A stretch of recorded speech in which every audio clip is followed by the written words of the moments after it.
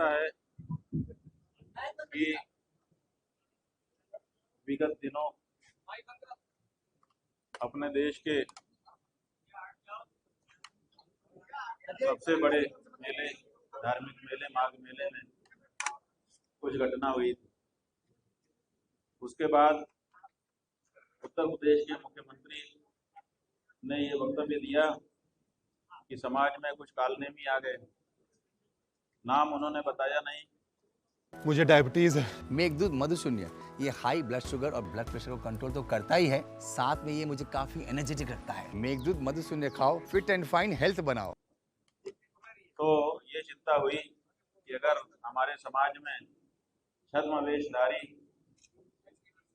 कालनेमी प्रकृति के लोग आ गए हैं तो उनकी पहचान होना और उनको समाज से बाहर करना जरूरी है। इसके लिए टेस्ट किया जाना चाहिए कि कौन असली है और कौन कालनेमी नकली है। अंदर से राक्षस है, बाहर से अपने आप को साधु दिखा रहा है। हम लोग भी इसी तरह का अनुभव कर रहे थे, उन्होंने भी कह दिया तो हम लोगों को लगा कि अच्छा मौका है, अब इस बारे में टेस्टिंग होना चाहिए। फिर ये हुआ कि किसकी टेस्टिंग सबसे पहले की जाए। तो ये हुआ कि उत्तर प्रदेश में जो सबसे बड़ा हिंदू हो, उसका दावा हो कि मैं सबसे बड़ा हिंदू, तो ये देखा गया कि जो आदित्यनाथ जी हैं वो शंकराचार्य से भी उसके शंकराचार्य होने का प्रमाण पूछ रहे थे। इससे बड़ा कौन हिंदू हो सकता है जो शंकराचार्य से भी शंकराचार्य होने का प्रमाण पूछ रहा हो। तो हम लोगों ने सोचा पहले इनसे ही शुरू करते, तो उनको कसौटी पर कसना शुरू किया। तो उनके चेहरे मोहरे को देखा, फोटो देखा तो टूटा हुआ सिर था, गेरुआ कपड़ा था, ऐसा लगता था कि कोई सन्यासी, योगी, सती। फिर हम लोगों ने उनके आचरण को देखना शुरू किया तो पता चला कि वो तो वेतन भोगी हैं। उत्तर प्रदेश सरकार से हर महीने वेतन लेते हैं और भत्ता लेते हैं। तो कोई सन्यासी भत्ता तो वेतन तो लेता नहीं है और भत्ता वेतन लेकर के काम करता नहीं। हमारे शास्त्रों में भी नियम है कि जो सन्यासी हो गया वो वेतन भोगी कर्मचारी नहीं हो सकता, चाहे किसी संस्था का हो चाहे किसी व्यक्ति का हो। तो फिर उनके बारे में शंका हो गई कि इनका आचरण तो अलग है, कपड़ा अलग है।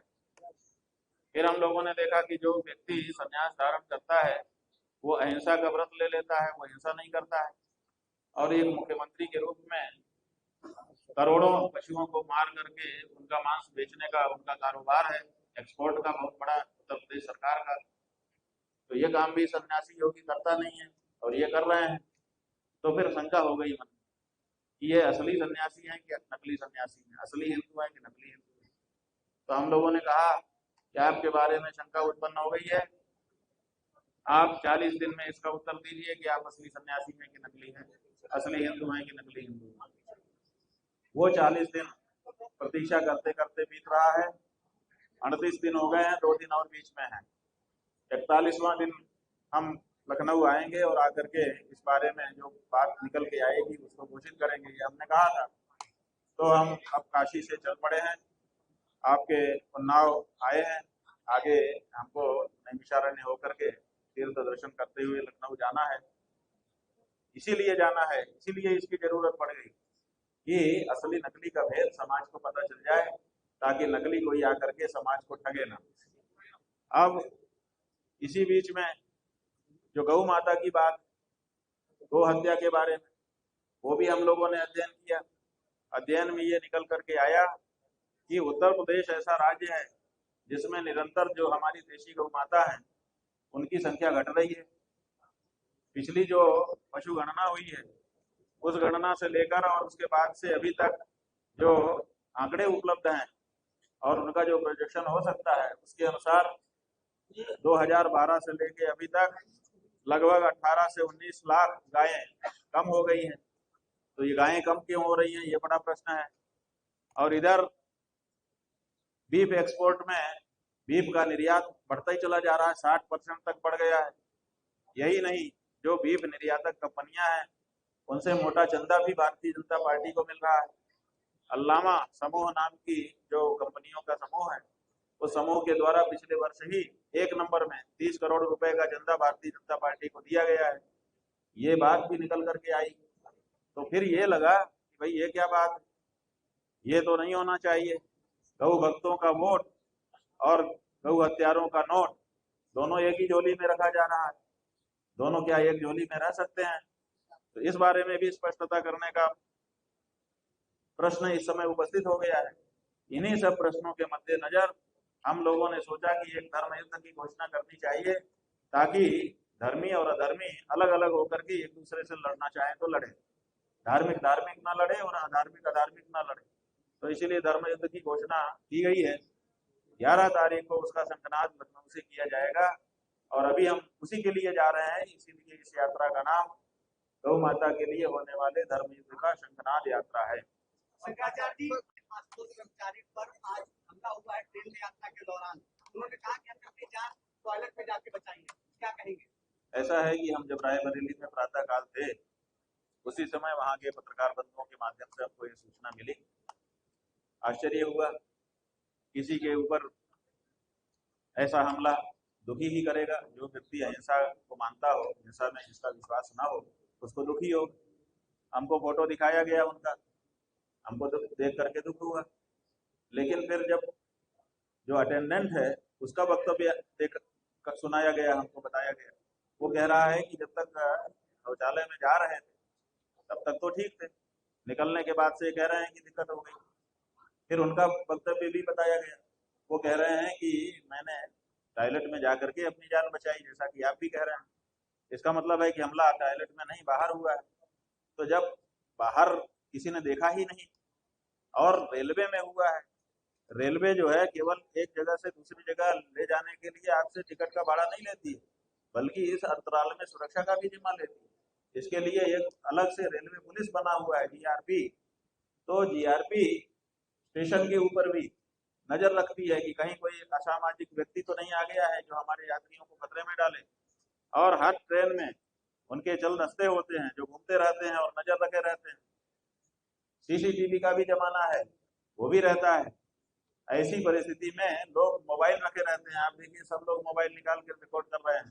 थोड़ी सी बात होने से तुरंत मोबाइल निकाल के लोग रिकॉर्ड करना शुरू कर देते हैं। ऐसी परिस्थिति में उनके ऊपर हमला हुआ, जानलेवा हमला हुआ जैसा कि वो कह रहे हैं। उसके बाद भी किसी ने नहीं देखा, केवल उन्होंने ही देखा, जिससे शंका उत्पन्न होती है।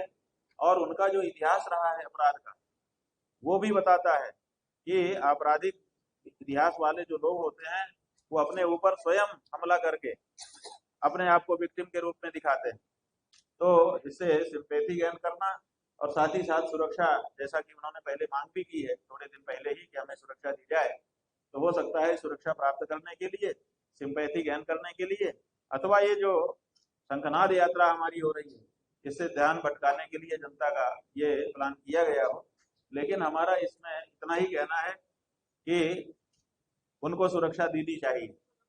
प्रदेश सरकार को उनको पूर्ण सुरक्षा, जितने में उनको संतोष उतनी सुरक्षा देनी चाहिए। और वो जो आरोप लगा रहे हैं उसका जवाब न्यायालय में उनको हम लोग दे रहे हैं। अलग से हमको उनके ऊपर हमला करके चुप कराने की जरूरत नहीं है, क्योंकि हमने कहा है कि जो झूठा आरोप होता है वो अंततः झूठा ही सिद्ध होता है।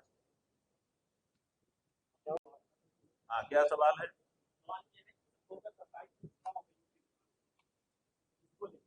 ऐसा है कि एक तो ये बात है कि कहीं ना कहीं देश में चुनाव तो होता ही रहता है, इसलिए चुनाव के लिए अगर हम लोग प्रतीक्षा करेंगे तो कोई मतलब नहीं। हमारा ये कहना है बंधु, जो लोग ये प्रश्न उठाते हैं कि 2027 में उत्तर प्रदेश में चुनाव है इसीलिए आप ये बात उठा रहे हैं, तो पहली बात तो ये है कि हम तो आज़ादी के पहले से उठा रहे हैं। हमारे पूर्वज उठाते रहे, जब हमारा समय आया तो हम इस बात को उठा रहे हैं, इसलिए चुनाव से इसको जोड़ना नहीं चाहिए। दूसरी बात यह है कि चुनाव से क्या होगा। अगर जो पार्टी सत्ता में है, अगर आप ये कहना चाहते हैं कि चुनाव में हम इसको हटा करके दूसरी सरकार लाना चाहते हैं, तो दूसरी सरकारों को तो हमने हटा करके इनको लाया था। दूसरी सरकारों को तो इसीलिए हटाया था कि वो हिंदू भावना के अनुसार काम नहीं कर रही थी। तब हमने अपने आप को हिंदू हिंदू कह करके हिंदू निरूपण करने वाली पार्टी को सत्ता दी है।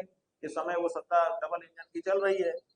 तो अभी तो हमारे द्वारा हमारी भावनाओं को बचाने के लिए, उसकी रक्षा करने के लिए लाई गई पार्टी ही सत्ता में है। तो हमको दूसरी पार्टी की क्यों जरूरत है? हम तो इन्हीं से मांग रहे हैं कि भैया आपने कहा था हम हिंदू पार्टी हैं, गौ माता की रक्षा करेंगे, आप गौ माता की रक्षा कर दीजिए। लंबा समय हो गया, अब बर्दाश्त नहीं होता है। शुरू में आपने कहा कि हमको थोड़ा जमने दो, फिर आपने कहा अभी करना है, अभी करना है, अभी करना है, ऐसे टालते चले जा रहे हो। कि गौ माता का रक्षा का प्रश्न कोई टालने वाला प्रश्न थोड़े है। हमारे हिंदुओं के घर में जब रोटी बनती है तो हम ये थोड़े सोचते हैं कि बच्चा खा ले फिर गाय को खिला दूंगा, बूढ़ा खा ले फिर गाय को खिला दूंगा, ऐसा थोड़े सोचते हैं। पहली रोटी गाय की निकाल देते हैं, उसके बाद फिर बूढ़ा हो चाहे बच्चा हो चाहे भगवान ही क्यों ना हो, बाद में उनको परोसते हैं। उसी तरह से गाय का काम पहले नंबर पे आप लोगों को कर देना चाहिए था, आपने नहीं किया। लंबा समय लगा दिया, एक टर्म, दो टर्म, तीन टर्म। आपके ही नेता ने कहा कि तीसरी बार प्रधानमंत्री बना दीजिए, हम लोग हथियारों को उल्टा लटका के सीधा कर देंगे। अब आप तीसरी बार भी बने हुए हो, आप क्यों उल्टा लटका के सीधा नहीं कर रहे हो? तो क्या हमको वोट वोट देते समय ही हमारा महत्व होता है? वोट देने के बाद अपनी बात पूछने का आपसे हक नहीं होता है?